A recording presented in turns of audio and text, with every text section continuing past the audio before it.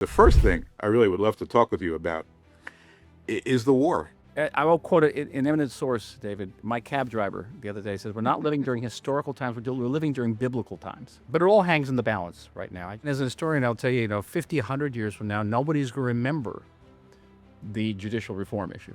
They won't even remember the ultra-Orthodox, draft issue. They're going to remember this. I got one more topic I want to broach with you. What to do with the Palestinians? The two-state solution is not dead, David. The two-state solution was never alive. And it was a myth, it was chimerical, it was never alive. It was never going to happen. And for many reasons, not the least of which the Palestinians don't want it.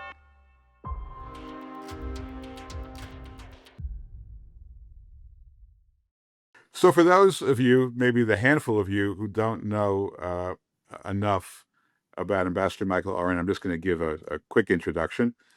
I kind of look at his relevant background in three buckets, and they're all significant. The first, and what I'm most impressed with, is he's a brilliant historian. He's written some of the most important books about modern Jewish history. Power, Faith, and Fantasy is a book that analyzes the original, involvement, if you will, some will say entanglement of America in the Middle East, obviously long before the state of Israel, going back to the beginnings of the American Republic, taking it through modern times. It's really a tour de force. 6 Days of War. If you haven't read 6 Days of War, you really don't know what you need to know about Israel history. It's the definitive book on the 6-Day War. And if you don't know the 6-Day War, I would say to you, you don't really know about what's happened since. It's a critical book. Everyone should have it in their library. So great historian. We went to the same school, undergrad, Columbia. That used to be a point of pride. Probably much less so now, but we went to the same school. I was a history major, never able really to produce the kind of works that Michael could produce. So great historian. Then 2009, he rips up his American passport, as he's required to do, joins the Foreign Service, but in particular, he assumes the most important diplomatic role in the state of Israel, which is the Israeli ambassador to the United States. He did so. His boss was Prime Minister Netanyahu, and he worked the entirety of his time as ambassador. He worked on the relationship between Israel and America under the American administration of Barack Obama. Not an easy task. He did so, I think, with great grace and commitment. And he wrote a book about that as well, because that's what Michael does. He writes books, and so he wrote a book called Ally, which is an incredible work about kind of the ins and outs, the inside story of this relationship between our two countries, America and Israel. And it really inspired me when I got out of office to write my own analog about from the American side, called Sledgehammer. And then after serving for 4 years until 2013 as the U.S. ambassador, as the American ambassador to Israel, Michael became a politician, joined the Knesset, served in the Knesset for 4 years. So when people talk about Ambassador Michael Oren as a thought leader, and many people use that phrase, it doesn't do him justice, because it's not just a guy who thinks, who has a bunch of electronic stimuli that go on between his ears, and he kind of spews them out. He has enormous experience, enormous depth, and just a deep understanding of everything that is Israeli politics, Israeli diplomacy, Israeli history, and so at this really pivotal time in Israel's history, I told my producers, we got to get Ambassador Michael Oren on the show. Sorry for that long-winded introduction, but I hope I didn't say anything that embarrassed you. And again, thanks a lot for being here. Really appreciate it. It's very warm. I'm kind of blushing, if you can see. And I would say that, with all these, that long resume I have, I'd probably trade in a big chunk of it to achieve what you achieved during your time as ambassador here, which is, the Abraham Accords, American recognition of Jerusalem as our capital, American recognition of Israeli sovereignty over the Golan Heights, you name it. I mean, a long list of achievements. The greatest actually 4 years in the history of U.S.-Israel relationships, and we'll see whether it will be equaled now under the current president, the second term of President Trump. All that. And only one more point I would add, and that is our greatest achievement, the two of us, is that we're both married to wonderful women named Tammy, and that I have 3 children and 7 grandchildren. How many grandchildren do you have now? I have Blia and Hara. I have 12, Wow. and 5 kids, and youngest is not yet married. Wow. But That's so we fabulous. still That's have the most important thing. we still All have the some rest is more. Oh, commentary, as they say. yeah. All the rest is So commentary. Yeah. you and I have been doing Mhm. a lot of media. I know you've been doing it because I've seen Mhm. you. I know I've been doing it because obviously I'm doing it. Mhm. And these are you know network hits. They last 3 to 5 minutes, and we're dealing with whatever happened that day. And of course, in the modern times, in current times, processing Israel news it's like drinking water from a fire hose. I mean, it's going so fast and so rapidly. Mhm. But I thought maybe we could take a bit of time and not deal with the urgencies of the moment, and try to look at a bunch of macro issues, and see and Mhm. I'd especially love to get your thoughts on a couple of things. The first thing I really would love to talk with you about is is the war. Is what happens after the war is over. The war began October 7th, 2013. It hasn't ended. All the objectives have not been achieved. Obviously, Hamas continues to inflict pain on the Jewish people. There are hostages, both alive and unfortunately not alive, who have not been released to their families. But having all said that, we know who's going to win the war. I mean, it's not that's not a matter for debate. Hamas will eventually be defeated. We hope under circumstances where the hostages are released.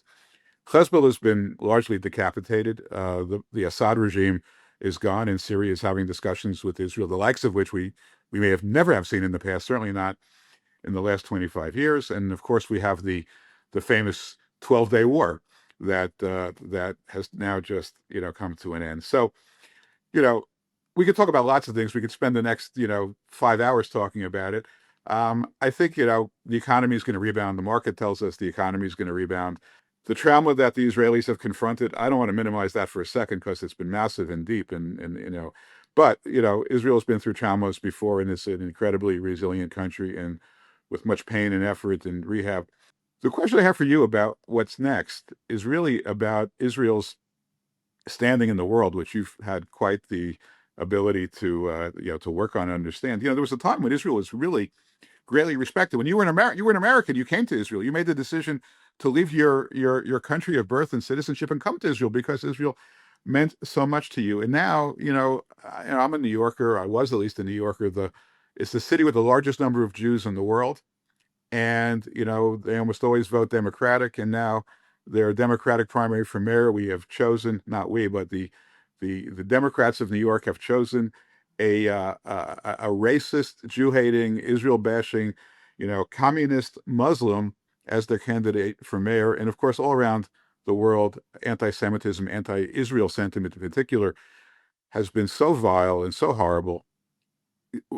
How do we dig ourselves out from this? When the war is over, how does Israel, or does it, or are we just going to be the nation that Bilam predicted would be Am Levadad Yishkon, a nation that dwells alone? Where do you see all this heading? Wow. Okay. Where to begin? I almost like, because we talked about different buckets, different hats. So I have several hats. I have a military historian by training. I spent 35 years in the Israeli military, and I have been involved in fighting Iran in one form or another most of my life. I started off as a young man in the streets of Beirut fighting Hezbollah. And I'm a citizen. I'm a father who spent the last couple of weeks in my bomb shelter in the room next door. It was sort of like being in London in 1940. You wait for the bombs, you hear the whole building shakes. So it's intensely personal also. So you describe it. But here, let's take the 30 to 50,000 foot view of this thing, and it really does help to have two perceptions, two perspectives. One is a personal one, and the other is an historical one. Okay.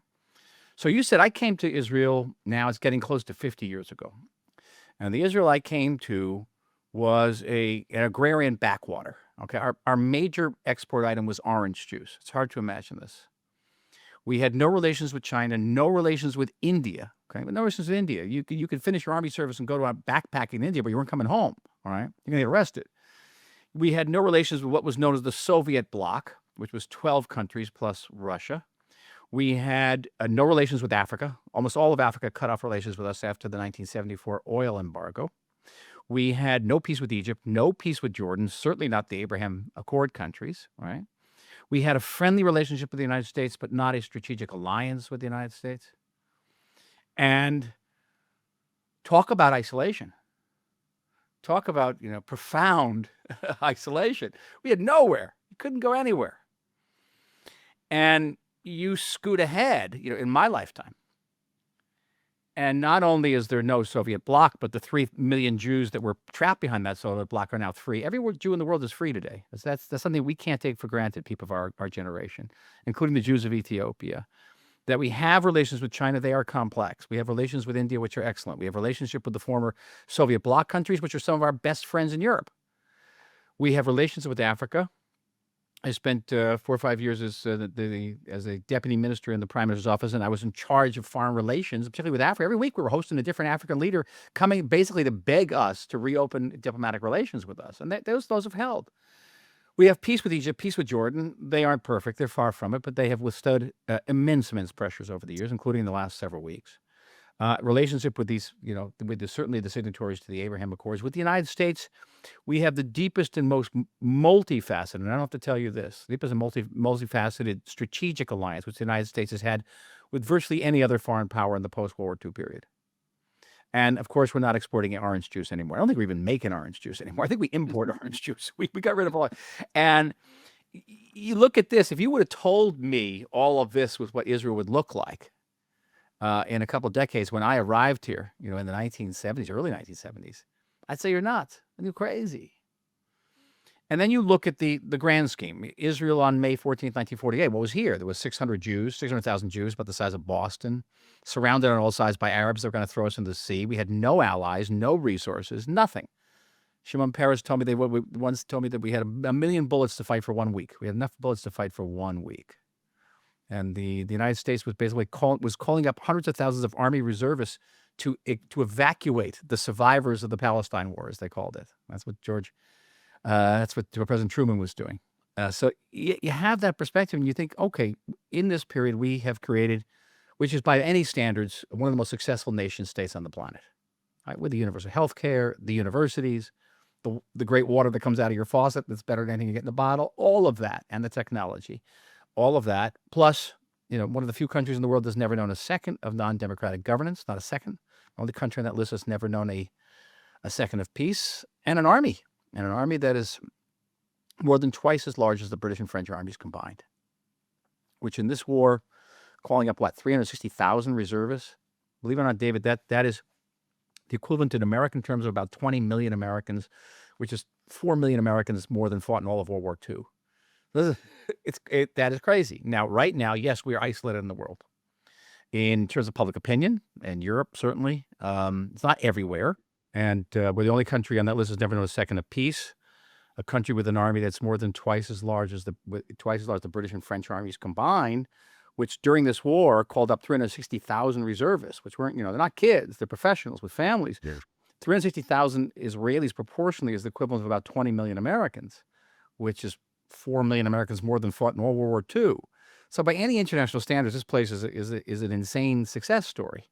Right now, we're going through an extremely rough period in our relationship with Europe as well, certainly with some of the countries in the region, with America, with the young Americans. I read an article in the Washington Post the other day that there are young Republicans who are no longer pro-Israel and arguing with pro-Israel Republicans. Part of this we can ascribe to a fad. When we were kids, it was the Vietnam War. And then it became the Cold War, then it became nuclear arms, and then it became climate change, and who knows what's coming next. It maybe save the whale. It will change. It will change, for partially. Part of it is anti-Semitism, which I see again in historical terms. You and I have just simply reverted to a world that our grandparents knew, a world that was inherently anti-Semitic. And so much of our lives has been spent in aberration in terms of Jewish history. It's an aberration, and the aberration is over. Okay, we can deal with it, and we'll deal with it. Maybe we'll talk about that later, how we'll deal with it. But I think there's going to be a period that after Israel emerges from this war and we have peace with, as potentially peace with neighbors that we never conceived of. I mean, someone would have told me years ago, okay, we're going to have peace. But let me get this straight. We have peace with the UAE. We're going to have peace, really, with Bahrain. You really had to be saying we can have peace with Syria. We can have peace with Lebanon. We can have peace with Saudi Arabia, with major Sunni powers in the world. It's going to look different. And history as a way of reducing mountains we see contemporaneously into molehills. And the people will look back on 50, 60 years ago and say, judicial reform, what was that? The word you mentioned, which gives me great optimism, is the word fad. And the reason I have optimism is because we've seen the energy behind a lot of these protest movements, at least in America. They shift from whatever is kind of the flavor of the month. So Right, true. If you have a stimulus like the killing of George Floyd, right, which was which galvanized a large number of people. You had Black Lives Matter, and you had riots, and you had all kinds of terrible things happening. You don't see it anymore. In fact, if you go to DC now, I used to stay at the St. Regis Hotel, and it became Black Lives Matter Boulevard, and it was all painted on 16th Street, Black Lives Matter. It's gone. I mean, it just doesn't sell anymore. Doesn't matter. I'm not saying good cause, bad cause. Just doesn't sell. Climate change, right? Who's running around now screaming about climate change? What's in the news now? Israel. What's in the news from our enemies? Pictures of Israelis, most of the time photoshopped, killing young Palestinians. But it's not going to be in the news forever because the war is not going to last forever. And so, given kind of the bandwidth and the attention span of most of the people who are screaming and yelling against Israel, against the Jewish people, I hope it's a fad. I mean, the weather vane is kind of Greta Thunberg, right? I mean, I was she thinking of her. she Yeah. she'll go do something. She'll be off on something else in another in another few months. Wherever the money is, wherever the energy is, wherever the news is. So I hope you're right. I hope you're right. You might be. I mean, we'll find out, but that's certainly a possibility. Having said that, anti-Semitism is here to stay because anti-Semitism never really went away. It was, Right. as Connor Cruz O'Brien, that great Judeophile, who said that anti-Semitism is a light sleeper. And okay, it's come out. I mean, I don't know what neighborhood you grew up in, but I grew up in northern New Jersey in a Sicilian neighborhood, and I experienced anti-Semitism all the time. So this wasn't unusual for me. It just, took a while for other Jews in America to experience it. And I think we've learned a lot in the last 2 years about how to fight back. Jews have found that we've had tools at our disposal we never dreamed of. What, getting the president of Harvard fired. We can do that. You can see what the president's doing now to these universities. But other than that, I think we also understand what our grandparents and great-grandparents understood when they lived in an anti-Semitic world, was that the way to fight Jew hatred was by instilling a sense of Jewish pride in education in our young people. And that's the best answer to anti-Semitism. One of the greatest assets we've had, and this from your days as ambassador and probably from other experiences as well, we have a very strong evangelical Christian support in the United States. There's about 60 to 80 million evangelical Christians, and they've been our best friends for 50 years. I'm starting to see something that I think is interesting, which is you talked earlier about the Republican anti-Israel segment, which is, I think, small, and I think shrinking. And I think President Trump's done a very good job of keeping it, in a box. But what some of them are doing, people of some stature and influence, like Tucker Carlson, he did a podcast with Ted Cruz, and he asked Ted Cruz, "What's your basis for supporting Israel?" And he said, "Well, I start with Genesis. God said to Abraham, I will bless those who bless Israel and curse those who curse Israel," which is, of course, very well known to evangelical Christians. And Tucker Carlson said, they're not talking about, Bibi Netanyahu's Israel. They're talking about the nation of Israel 3,000 years ago. They're not talking about, a secular nation, one that supports gay marriage and supports homosexuals, and one that supports, and one that murders, Palestinians. So all of a sudden there is a theological attempt, not by theologians, but by, kind of pundits, but they're threatened by this support that Christians traditionally give Israel, and they're trying to change the theology. And I started getting involved in some of those debates. Do you think we have a role in this, or we should just kind of mind our own business? This is an intra-Christian dispute. Well, I think we can play a constructive role in this. I was acutely aware of this. One of my achievements as ambassador that doesn't appear on the resume was I guess it must be only 15 years ago, a group of pastors came to me in Washington and said, we have a problem. We're losing young evangelicals as pro-Israel activists. And, they go to these universities, they're exposed to everything that other people are exposed to, non-evangelicals, and they're poisoned.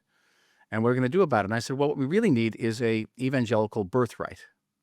And thus was born this wonderful organization, and I know you know it, David, called Passages, which brings, Yep. very much like Belial Birthright, it brings young evangelicals to this country to experience Israel firsthand. It's not brainwashing. They experience. They meet with Palestinians too. And I think that's one of the ways we can constructively contribute to this debate and weigh in. The other is historical and theological. We are up against an adversary in the form of the Palestinian Authority. And I will tell you, as someone who's been involved in the peace process I was an advisor to Yitzhak Rabin. That's how far back I go. We have not found one Palestinian leader, and I mean not one, not the most moderate, who will ever say that a Jewish people exists or that Jewish people have an historic connection to this land and that there was ever a first temple or there was ever a second temple. And they claim that we have a fabricated history. This is from people who have been accused of having a fabricated history. And that every piece of archaeological evidence we dig up about a Jewish connection to this land is all it's all fake. It's all fake. And you can say to Christians, all right, you can have criticism of Israeli governments. It seems to me that Jesus had criticism of the Jewish leaders of his day too.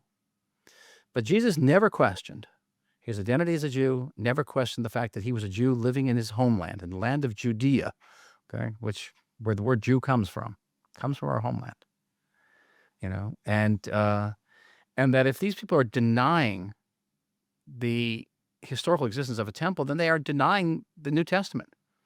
They're basically calling the gospel a lie. And I think that's a point we have to stress over and over again, that what they're attacking is not this Jewish historia. They're attacking our story, but by attacking our story, they're also attacking the Christian story.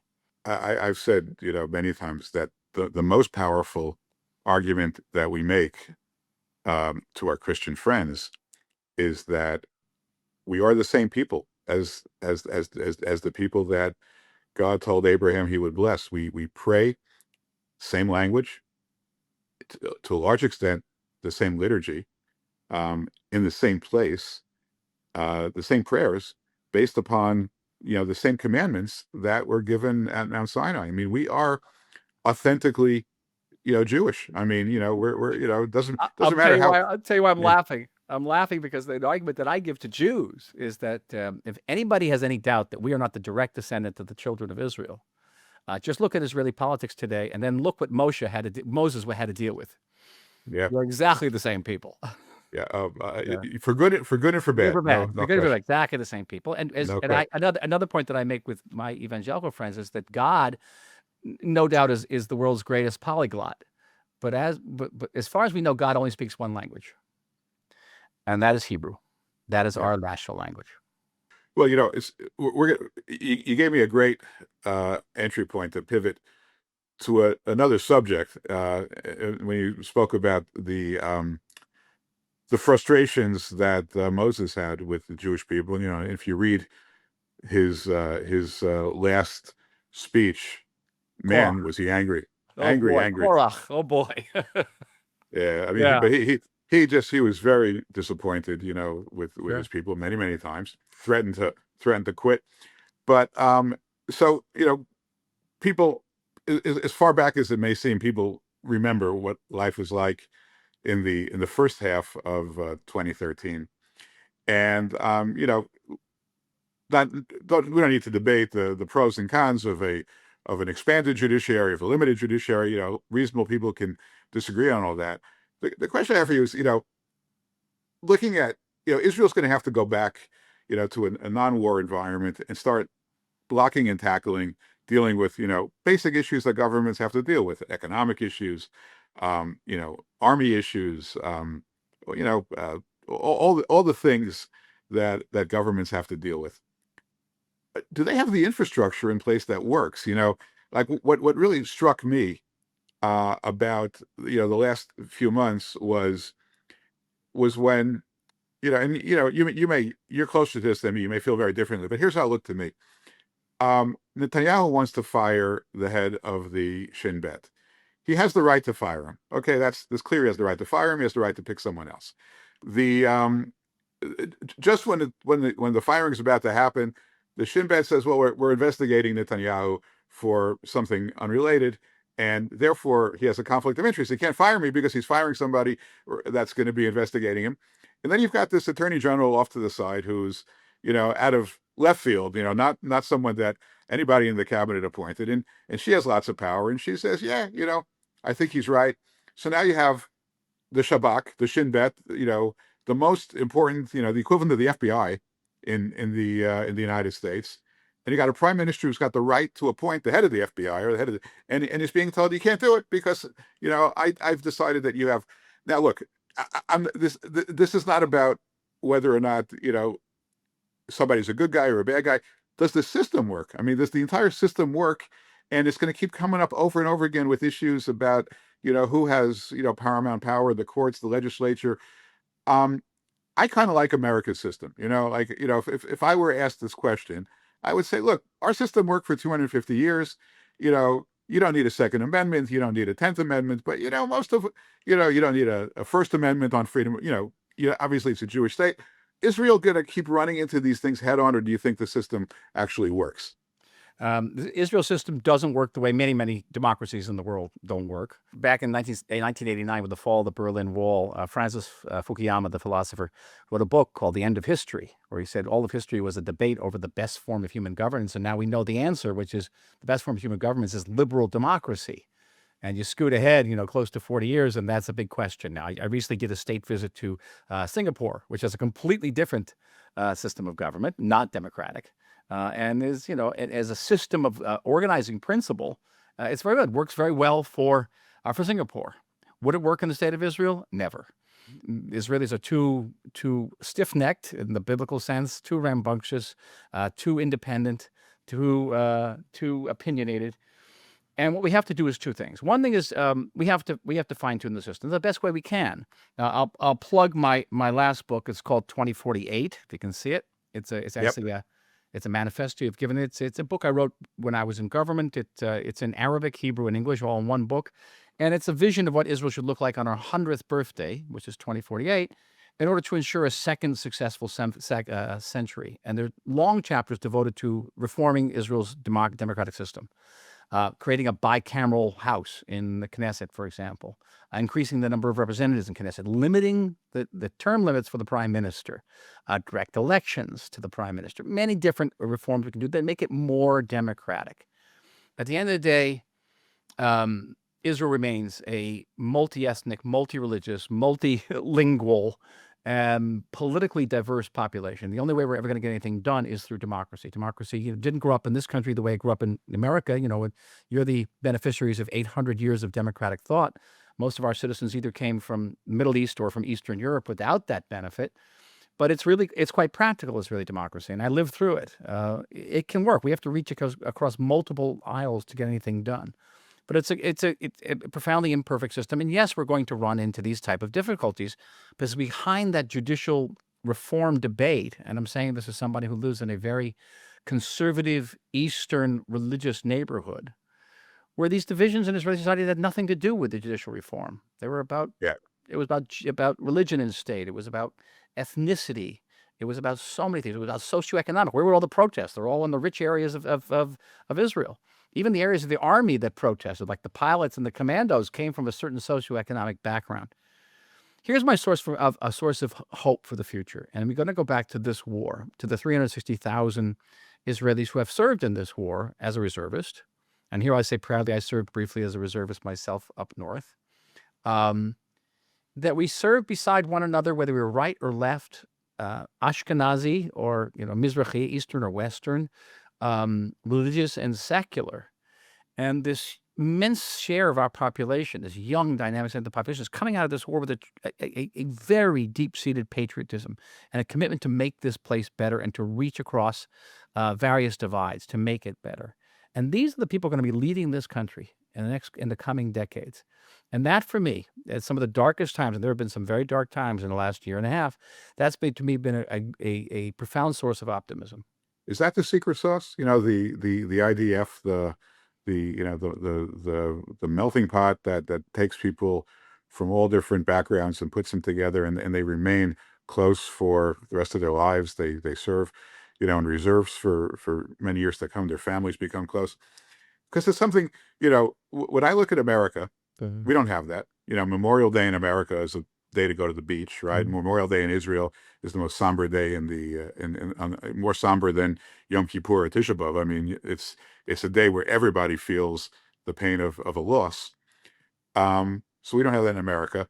But I would say that the general kind of the country doesn't it moves at the speed of a glacier in terms of its kind of politics. Very until recently, especially within the lines.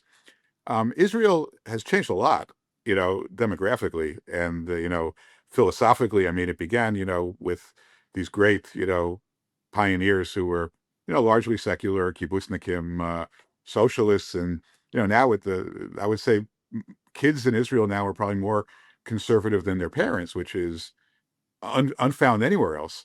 So it's a very, I think, over a period of 70 to 80 years, a very, aggressive shift in demographics. But then you have the army, and I think those two things. It seems to me, you would know better than me. It seems to me that's the saving grace, the common that common commitment that everybody takes. So we would like everybody to take, not everybody yet, but most people take. In so many different ways too. There's so many different ways. I just wonder off the top of my head, wokeism never took root here. And one of the reasons was you're not going to be able to tell us really what they can and cannot say. That's not going to happen. And wokeism was a form of religion, and we have a religion. It's called Judaism.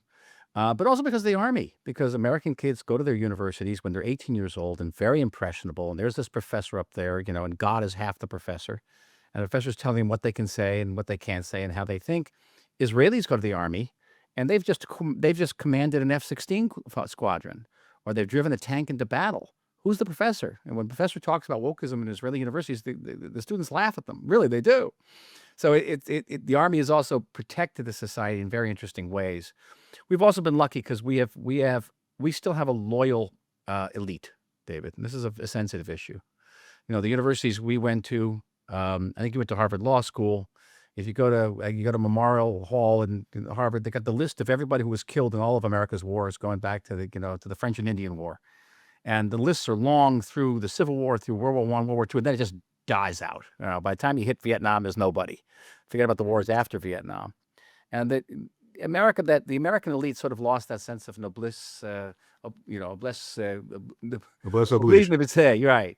And they lost it. And we don't have that. We still have a very loyal elite. And who are these people? Who are these people who just flew thousands of sorties over Iran? Who were they? They were our elite. Who are the commandos? They are our elite. They're intensely loyal. So that's a tremendous advantage we have. On that point, slightly off topic, but what'd you think of what Trump did last week? I mean, America has had Israel's back for, I wouldn't say for 75 years because it hasn't, but certainly, certainly for at least some portion of the last 20 years, let's say, but never, in an offensive capacity, fighting Israel's battle. Israel's never asked America to fight its wars. And all of a sudden, Trump sends 12 B-2 bombers on a mission of 37 hours in the air, right? To drop the most destructive bombs, short of a nuclear weapon, on the most dangerous weapons held by the most dangerous country in the world. They fly back. What do you think of that? It's quite a moment in history, no? We're living through, as I will quote an eminent source, David. My cab driver the other day says, "We're not living during historical times. We're living during biblical times." Yeah. And right. You live in your biblical times, and there's so much that's happening now. But it all hangs in the balance right now. I do a lot of Israeli media. I write, for the press here, and I just got off television a while ago, and I said, listen, everything hangs in the balance right now. Because the Iranian regime may conclude, hey, we stood up against the greatest superpower on earth, and it's lavishly armed proxy. We survived. We didn't surrender. Yeah, they dropped a lot of bombs on us. So what? We're used to that, and they're going to try to come back. They are going to try to come back. They're not deterred. And if we play if the president stands firm, if he stands shoulder to shoulder with Netanyahu, and keeps a credible military threat on the table, and lets the Iranians know what the red lines are in keeping the ceasefire, and if they cross them, what will be the consequences. If that happens, then the military victory over Iran will be translated into a strategic victory, similar to the strategic victory we won over Hamas and Hezbollah. And everything's going to change. This Middle East is not going to be recognizable in another year or two. And I think that President Trump could win not just one Nobel Prize. I think he can win a whole shelf full of them. I mean it. Not being Pollyannish here, can really hang in the balance right now. And he could end up being the great peacemaker of the 21st century. People ask me, I get this like every day now about, the relationship between Trump and Netanyahu, which, I had a front row seat on for 4 years, and still do to some extent, even though I'm not in government anymore. And people want to know, is it real? What's behind it? And I said, well, what's really behind it is this. Think about it for a second. They both staked all their political capital and their place in history on these 12 days in June. This was going to define both of them, and they were completely reliant on each other. Trump needed Israel to clear the airspace to make sure that these B-2s could come in and go without a scratch. And Bibi needed the strength of these weaponry to destroy the reactors that is with all the great power and might. The Israelis were kind of nicking at it, chipping away at it, but there was no decisive, definitive strike. And so they needed each other. They needed each other to perform some extraordinarily complicated maneuvers. They did it flawlessly. And, as a result, each of their historic legacies, will always have, they'll always have this together. This is, and I think that's what's solidifying the relationship now. It's like two guys that go into battle together and they succeed. And boy, I think politically speaking, I think they both bet the ranch on this. I mean, and this could have gone horribly wrong. I mean, it's a war, it's a battle. And again, as a historian, I'll tell you, 50, 100 years from now, nobody's going to remember the judicial reform issue. Yeah. They won't even remember the ultra-Orthodox, draft issue. They're going to remember this. This is what they're going to remember. And I think that if this gets translated into that type of game-changing strategic transformation, that this is going to remember as one of the great events, not just in Middle Eastern history, even world history, but in Jewish history. Yeah, it is. It's a good time to be alive. Let's. I got one more topic I want to broach with you, which is the one that we could talk about it 5 years ago or 10 years ago. We opened up a book in 1990. It's the same issue; it never goes away. What to do with the Palestinians? Okay, and we may not agree on the best way to go about doing it. I hope you've read my book. You know how I feel about it. I think that my feeling is as difficult as it is, as much of a lift as it is. If I'll tell you a story. If the right wing of Israel, if Israel just takes what it likes about Judea and Samaria, takes the settlements, roughly call it a third of Judea and Samaria, and then says, okay, Palestinians, you take the rest. I think we're creating another Gaza, right? We're creating a landlocked group of people who are going to be angry and who have no, real opportunity. And I just don't see how that doesn't become Gaza, 2.0. Whereas if Israel somehow, with the help, this is a big if, with the help of the Saudis and, maybe some of our other wealthy friends and perhaps some countries closer in proximity, says, look, Israel will be the sovereign over the entirety of from the river to the sea. But we'll work with the Palestinians to empower them, to give them local autonomy, to give them better opportunities, all kinds of things that we've talked about for years. I like that approach, but I'm curious, what's there are other approaches too. I've talked to a lot of people whose opinions I respect who got different views. Um, I'm telling everybody with an earshot that the two-state solution is dead. Doesn't mean it is. Just means that I'm saying that it is. Where are we going? Where do you think we're going? Well, again, I'll go back to the book, The 2048. The largest chapter in this book is about the peace process, because I've been Yeah. involved in the peace process for many, many years and come away with some very fundamental conclusions. The two-state solution is not dead, David. The two-state solution was never alive. And it was a myth. It was chimerical. It was never alive. It was never going to happen. And for many reasons, not the least of which the Palestinians don't want it. The Palestinians have a world record of being offered a two-state solution going back to the 1930s, and they've turned it down every time. Someone's not getting the memo here. And as a lawyer, you want to adduce evidence. I can't adduce any evidence that the Palestinians are remotely capable, not a piece of evidence, that are remotely capable of sustaining a nation state. On the contrary, every time they have a nation state, it falls apart. Look what happened to Gaza. That was a nation state. We gave them a nation state.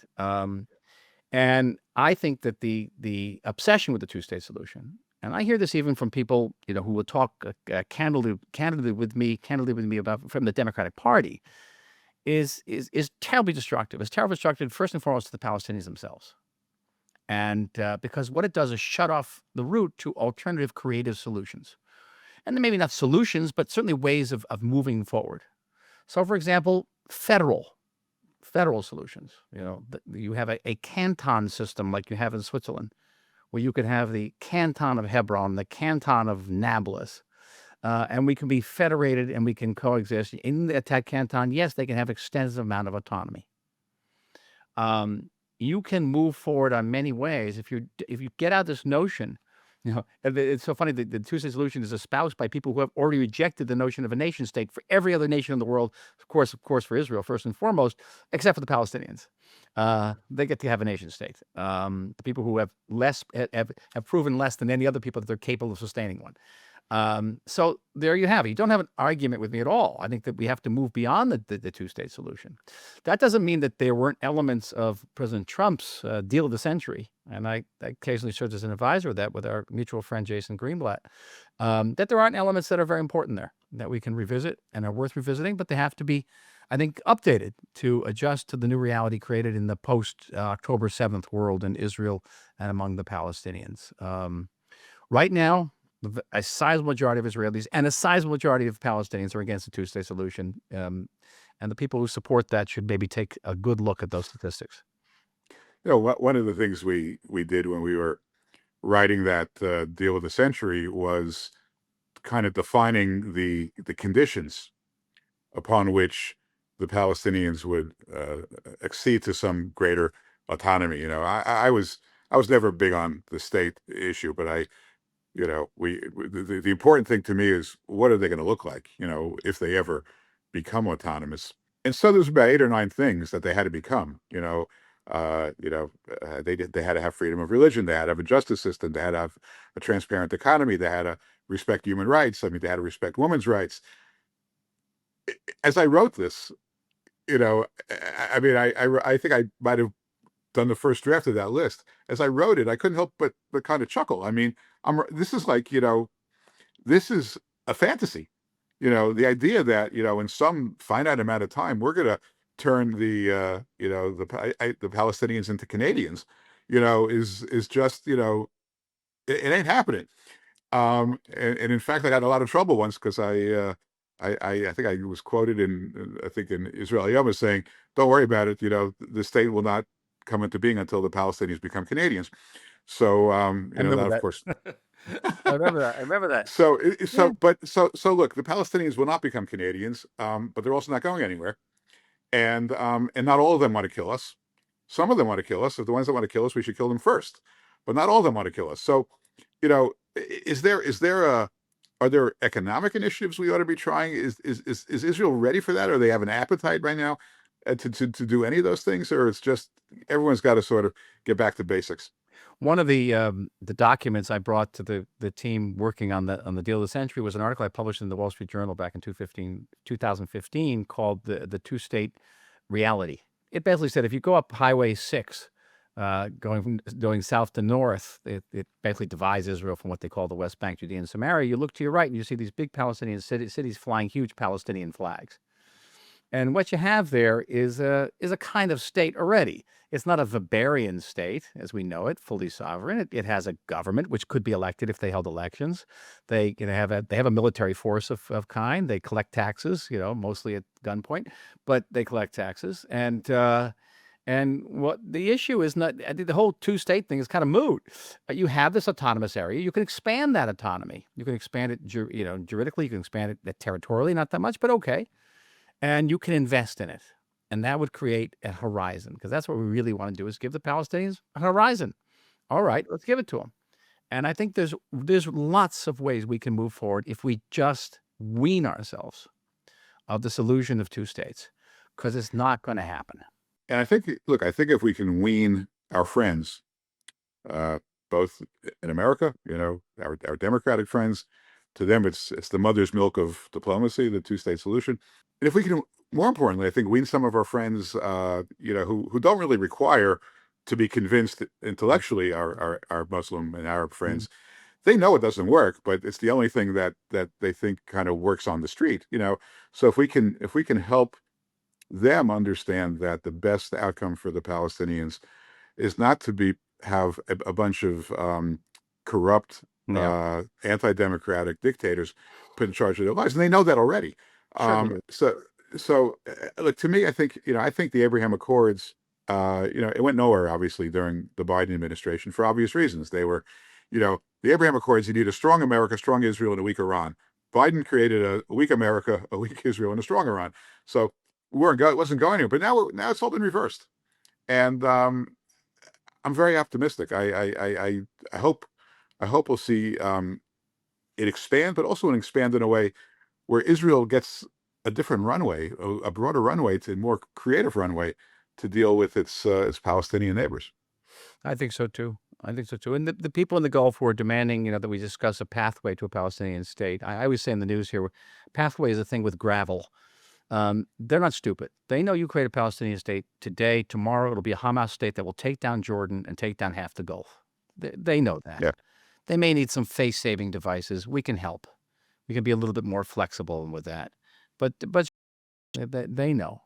And as you say, I am very much party to your optimism. I'm always the Ifcham Istambra guy who say, wait a minute, what could go wrong? What could go wrong is, Iran could violate the ceasefire and no one's going to do anything.